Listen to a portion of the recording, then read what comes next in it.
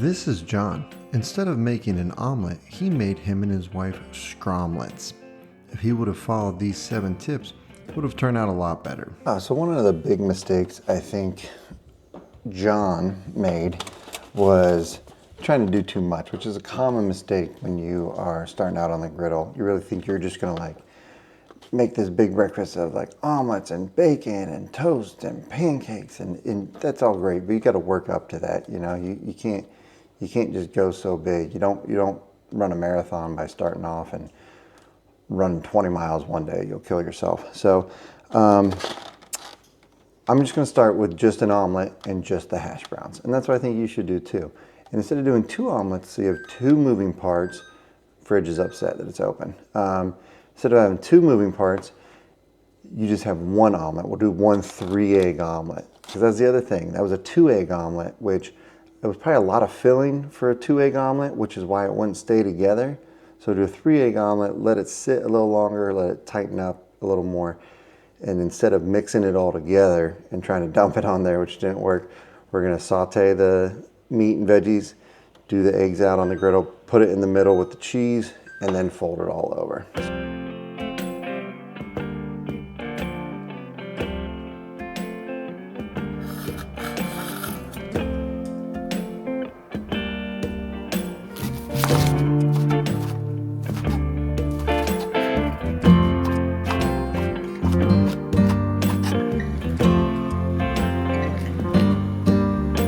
So another important thing with cooking omelets or eggs on the griddle, well, with cooking anything on the griddle, is your temperature settings on your knobs here. And actually, you don't even want to use these knobs.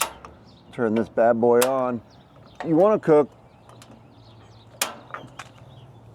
by the temperature. So you want to get an infrared thermometer. I had a gun thermometer. Now I have a 2-in-1 probe and infrared thermometer. I really like that. I'll put a link in the description if you're interested. But yeah, low, medium, high doesn't really work because there's different parts of the country you're cooking in, different griddles you're cooking on, different time of year you're cooking. So, you know, low in November isn't the same as low in August, and low on a 2-burner isn't the same as low on a 4-burner.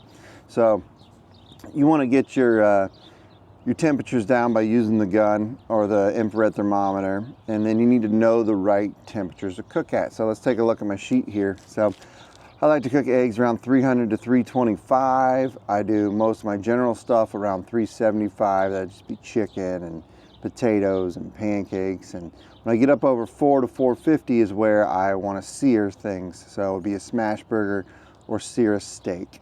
So, you know, that's the general rule of thumb for temperatures. It's good to learn your temperatures. I think this is the #1 skill for griddle owners, and it'll really help make sure you don't burn eggs or anything like that.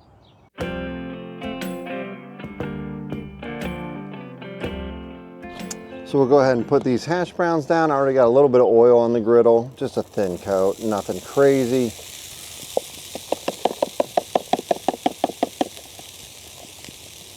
All right, there we go. And then I like to just put some butter in there. A little bit of oil just to help the griddle. I'll do about a tablespoon of butter in the hash browns.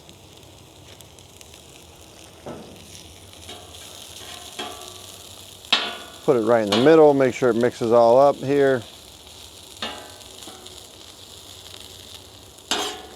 Then once you get all of the hash browns coated, we'll also do some salt and pepper, and then we'll just let them sit, okay? That's the key here. You just gotta let them sit. Do not touch these hash browns. Okay, the butter's all melted. I'm gonna actually put these in half here and do 2 like smaller ones, one for my wife and one for me. Try and make them round there, kind of round. That'll work. Okay. Then I'll probably hit them up with a little bit more oil, like I said.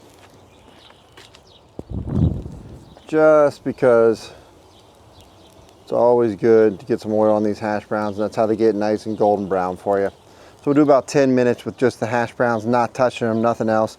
Then we'll go ahead and turn the burners down, maybe probably turn them off and then make the omelet.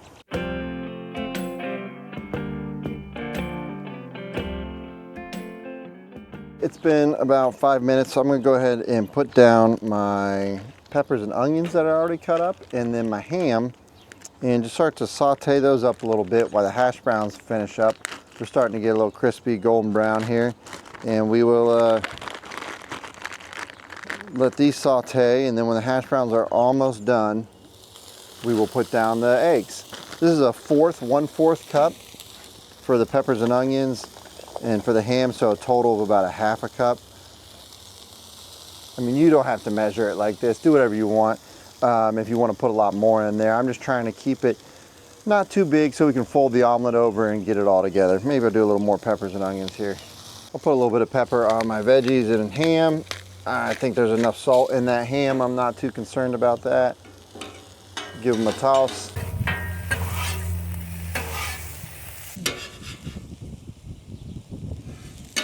All right, these hash browns are starting to look real good. Don't want to play with them too much or they might start falling apart. So they should slide for me. There we go. They're gonna slide them right over.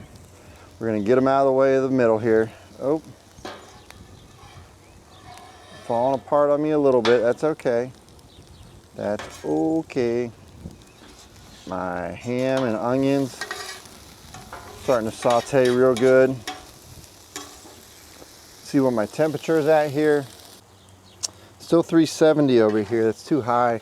We're just gonna have to wait a minute. We're in no rush. Those are still coming along nicely. Those are cooking up nicely.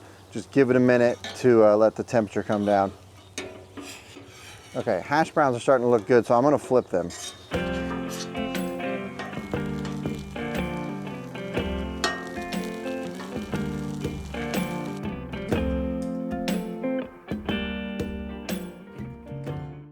I'll put down a little more butter for these eggs. Move that around, all the way around. Everywhere I think my eggs are gonna go here. All right, got a nice big spot for the eggs.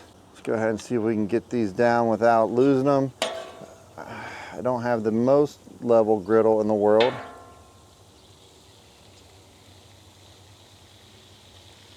Slowly but surely. Hold on, buddy.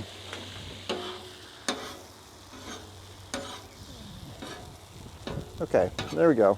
Not bad. We didn't have to move them too much, so we're good. I should have cleaned my spatula before I start with the eggs, because now they're going to get some specks in them from the potatoes and the ham and stuff. That's okay. May not be the prettiest omelet, but I think it'll turn out all right. We'll take a look here. Okay, so eggs are setting up. We're going to salt and pepper them.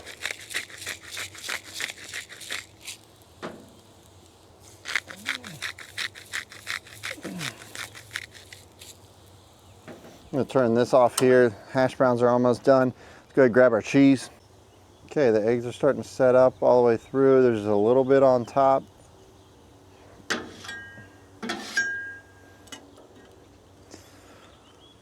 Don't worry if it's not perfectly cooked all the way through. You're gonna put your filling in there, and then when you fold it over, the heat should cook the middle of your omelet a little more, whatever, like little bit is left in there. So there's your cheese. There's your filling. Again, it doesn't seem like much filling initially, and then when you start putting it in this 3-egg omelet, you're like, oh, that's plenty of filling.